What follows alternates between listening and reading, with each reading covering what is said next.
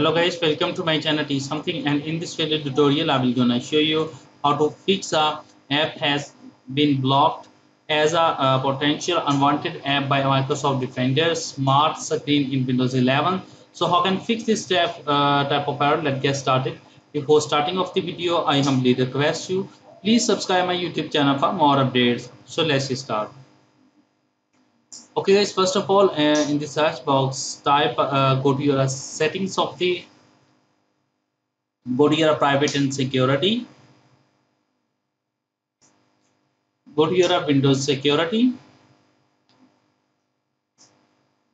After doing this, select the app and browse control. After doing this, click on a repetition based protection settings. After doing this, turn off smart screen for Microsoft Edge.